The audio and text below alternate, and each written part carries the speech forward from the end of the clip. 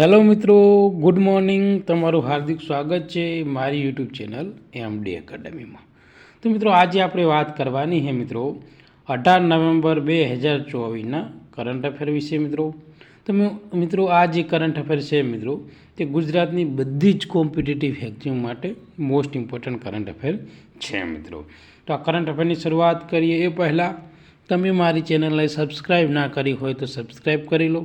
બાજુમાં આપેલા bell icon ઉપર ક્લિક કરી લો, જેથી કરીને આવનારા બધા જ વિડીયોની નોટિફિકેશન તમને મળી રહે મિત્રો. વધુ સમય ના બગાડતા શરૂઆત કરીએ કરંટ અફેરની મિત્રો.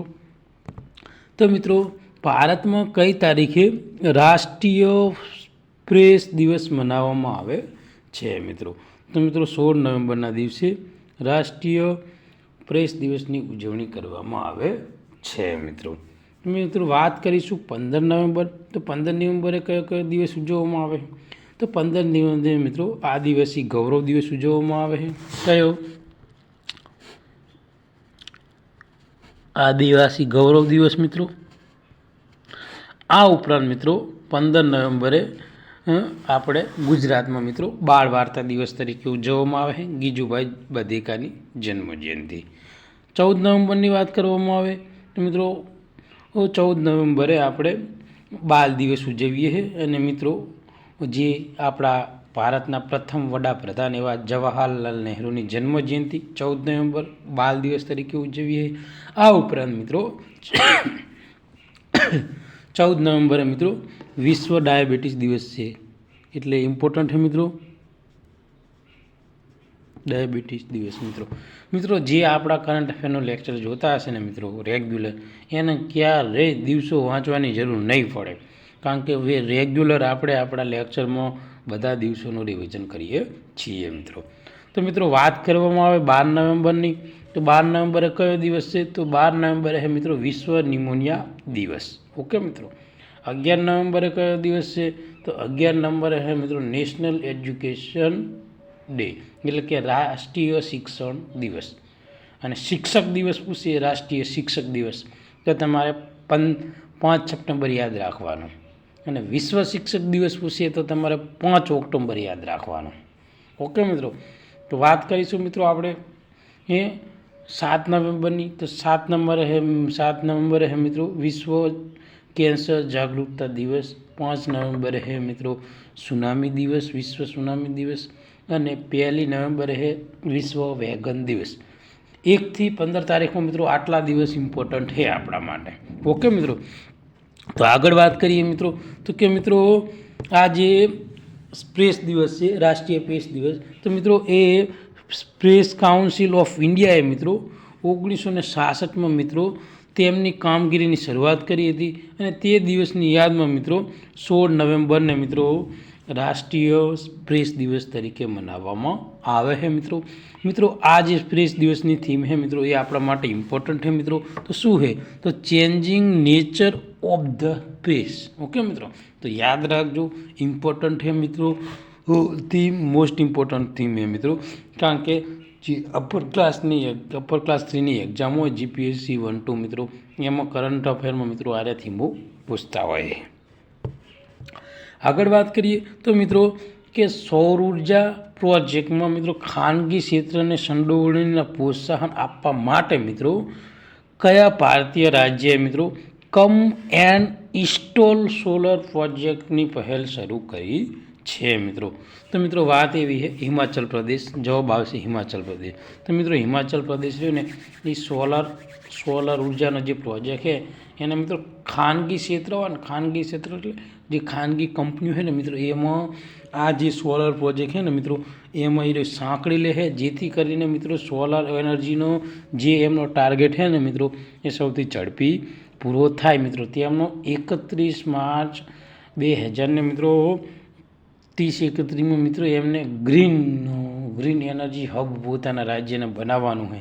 એ હેતુથી મિત્રો સૌર ઉર્જા પ્રોજેક્ટ એમાં ખાનગી ક્ષેત્રને એમને સંડોવણી કરી છે મિત્રો. તો વાત કરવામાં આવે મિત્રો તો મિત્રો કે ખાનગી ક્ષેત્ર મિત્રો 300 મેગાવોટ સોલર પાવર ફાળવવામાં આવશે, અને બીજો જે મિત્રો બીજો 200 છે ને મિત્રો 200 એમાં મિત્રો જાહેર ક્ષેત્ર રહે. ટોટલ આમનો 500 મેગાવોટ મિત્રો જે સૌર ઉર્જાથી વીજળી ઉત્પન્ન કરવાનો ટાર્ગેટ છે મિત્રો. વાત કરીએ આગળ મિત્રો કે જે 62 મેગાવોટ પહેલેથી કાર્યરત છે મિત્રો અને 32 મેગાવોટ હવે સરકારી ક્ષેત્રમાં સ્થાપિત થશે.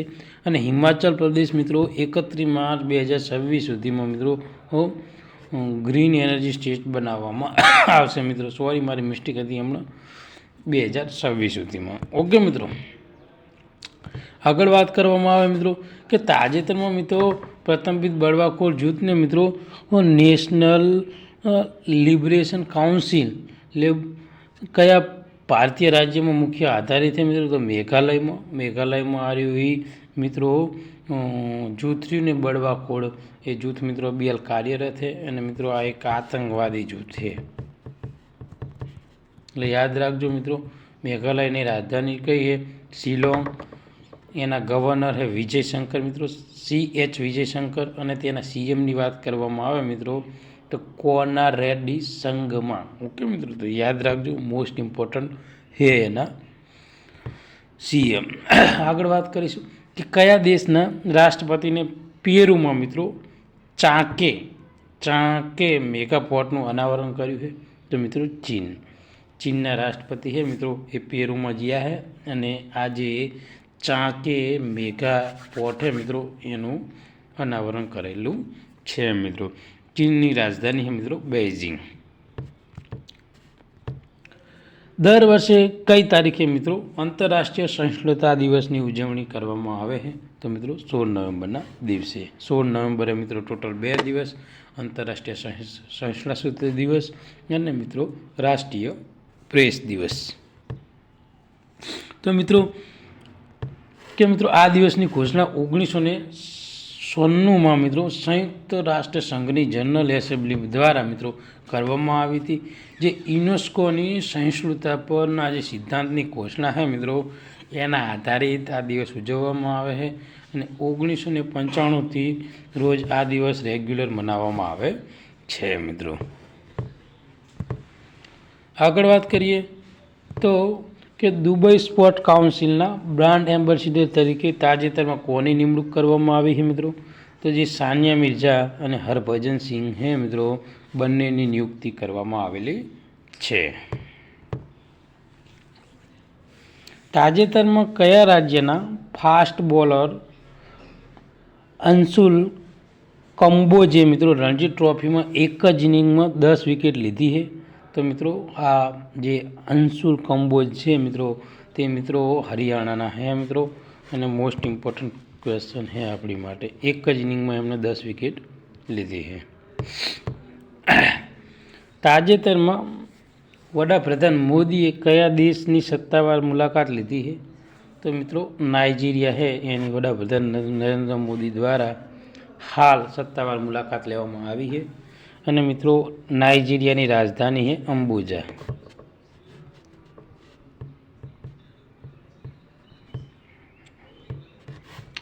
આગળ વાત કરીએ તો તાજેતરમાં અનુરાગ શ્રીવાસ્તવને કયા દેશના ભારતના આગામી હાઈ કમિશન તરીકે નિયુક્ત કરવામાં આવ્યા છે મિત્રો?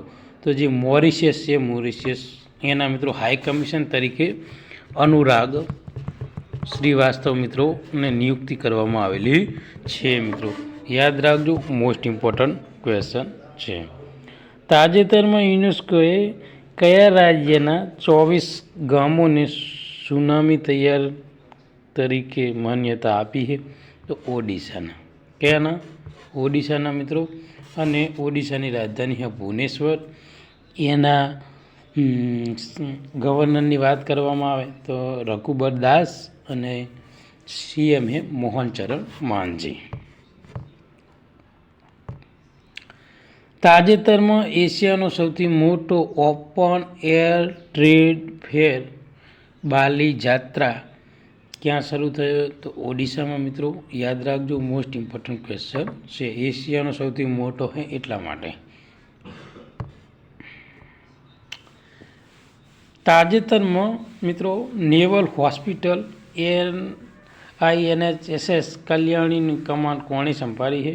તો મિત્રો દિવ્ય ગૌતમે. કોણ? દિવ્ય ગૌતમ. મિત્રો આજના કરંટ અફેરનો લાસ્ટ ક્વેશ્ચન.